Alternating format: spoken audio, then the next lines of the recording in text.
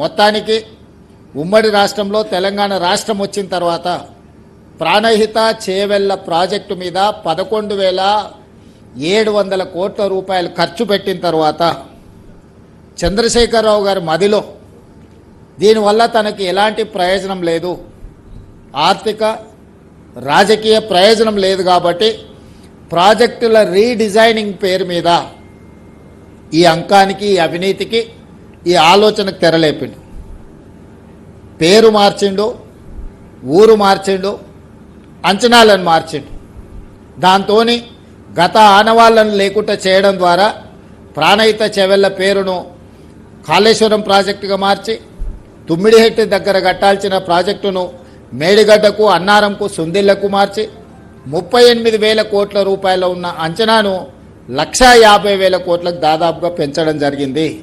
తద్వారా రాజకీయ ప్రయోజనం, ఆర్థిక ప్రయోజనం, తనకు తాను ప్రచారం కల్పించుకోవడానికి అవసరమైన అన్ని రకాల తప్పిదాలు చేయడం. దాంతో 2016లో మొదలుపెట్టిన మేడిగడ్డ ప్రాజెక్టు 2019లో పూర్తి చేసినామని ప్రారంభించడం జరిగింది. ఆ రోజు పెద్ద ఎత్తున ప్రపంచంలోనే ఒక అద్భుతం, ఈ అద్భుతమైన కట్టడాన్ని ప్రపంచంలో ఎవరు కట్టలేదు అని చెప్పి ప్రచారం కల్పించుకోవడమే కాకుండా ఆనాటి గవర్నర్ నరసింహన్ గారిని మభ్యపెట్టి అబద్ధాలను వారికి చెప్పి వారే ఇక్కడికి వచ్చి ఇది కాళేశ్వరం కాదు, హరీష్ రావు గారి పేరు హరీష్ రావు గారు కాదు కాళేశ్వరరావు అని ఒక గవర్నర్తోనే ఇక్కడ అబద్ధాలు చెప్పించారు. ఆనాడు జరిగిన పనులను అన్నిటిని చూసి ఇది అద్భుతమైన కట్టడం అనే ఒక భ్రమలు కల్పించే ప్రయత్నం చేసి 2018-19 ఎన్నికల సందర్భంగా రాజకీయ ప్రయోజనం పొందిండ్రు.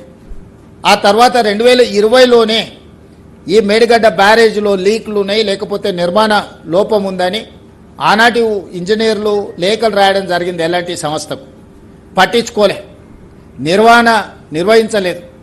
చివరికి 2023 అక్టోబర్, నవంబర్లో పూర్తిగా కుప్పగూలిపోయింది మేడిగడ్డ. ఆ తెల్లారే వెళ్ళి ఇక్కడ ఇంజనీర్ పోలీస్ స్టేషన్లో కంప్లైంట్ కూడా చేయడం జరిగింది.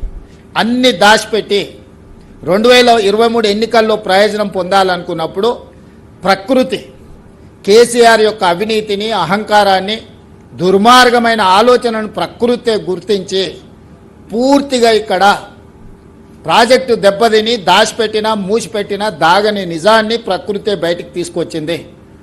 ఆ రోజు నాతో పాటు శ్రీధర్ బాబు గారు, ఇతర మిత్రులు, రాహుల్ గాంధీ గారు ఇక్కడికి పర్యటనకు వచ్చి ఇక్కడ జరిగిన అంశాలను ప్రపంచానికి చెప్పడం జరిగింది. ఆ ప్రభుత్వం అధికారంలో ఉన్నప్పుడే ప్రాజెక్టులో సమస్యలు రాగానే ఎన్డీఎస్ఏ పర్యటించి 2023 నవంబర్ 1 తారీఖు నాడు ప్రాథమిక నివేదిక ఇచ్చింది. డిజైన్లలో లోపం ఉంది, నిర్మాణంలో లోపం ఉంది, నాణ్యతలో లోపం ఉంది, నిర్వహణలో కూడా లోపం ఉంది. కాబట్టి దీన్ని పూర్తి స్థాయిలో సాంకేతికంగా విశ్లేషించిన తర్వాతనే ముందుకు వెళ్తాం. ఈ ప్రాజెక్టుల మీదలో నీళ్లు నింపడం కూడా ప్రమాదకరము అని చెప్పి ఎన్డీఎస్ఏ మొట్టమొదటి నివేదిక చంద్రశేఖరరావు గారు ముఖ్యమంత్రిగా ఉన్నప్పుడే ఇచ్చిండ్రు. అప్పుడు కూడా ఎదురుదాడి చేసిండ్రు తప్ప తక్షణమే చర్యలు తీసుకోవడానికి ప్రయత్నం చేయలే. ఆ తర్వాత విజిలెన్స్ అండ్ ఎన్ఫోర్స్మెంట్ నివేదిక ఇచ్చింది.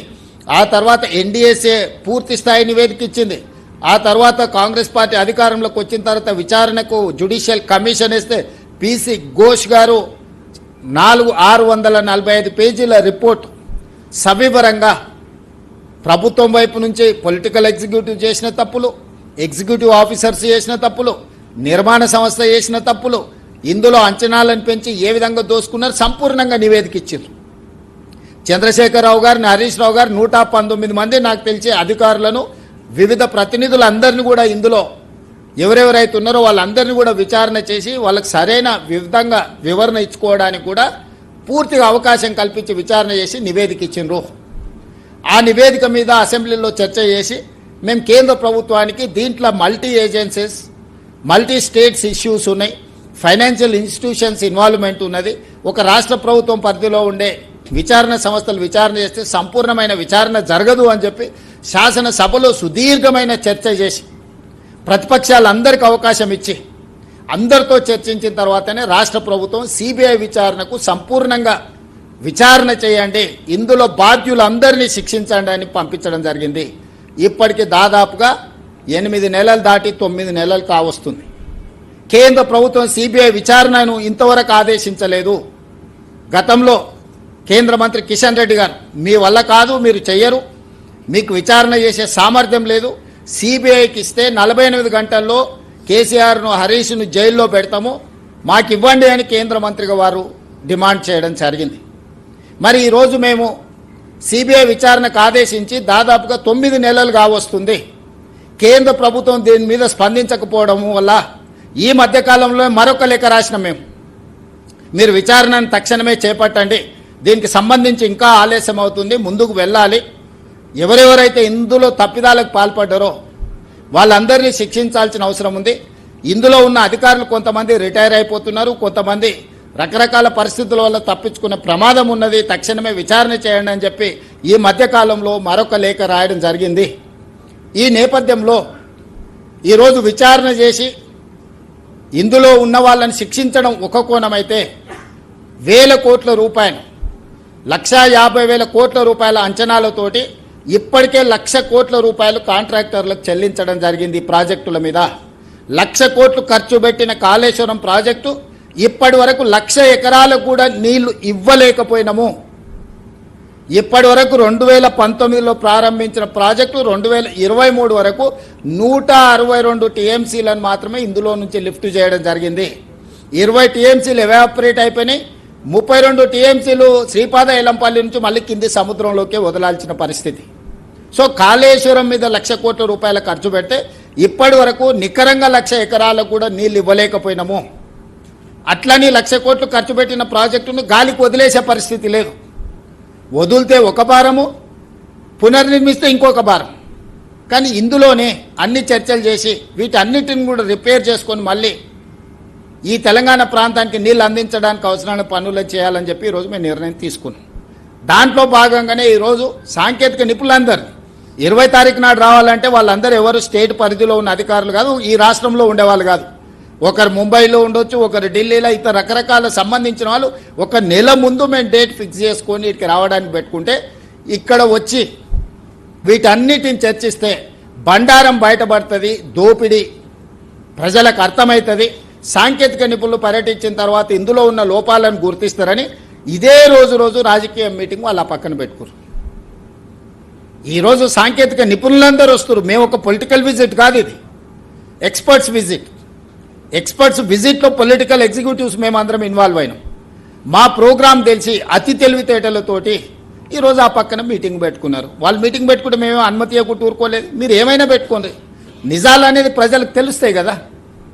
ఇప్పుడు మా మీద ఎదురుదాడి.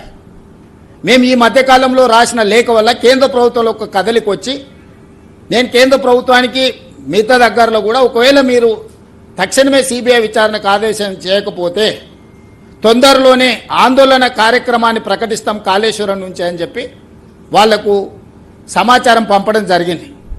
దాంతో బెంబేలెత్తి ఈరోజు విచారణకు ఆదేశిస్తారేమని చెప్పి హడావిడిగా హరీష్ రావు గారు, వినోద్ రావు గారు ఢిల్లీకి పరిగెత్తి బీజేపీ నాయకుల కాళ్ళు పట్టుకోవడానికి ఈరోజు ఢిల్లీ పర్యటనకు పోయినరు.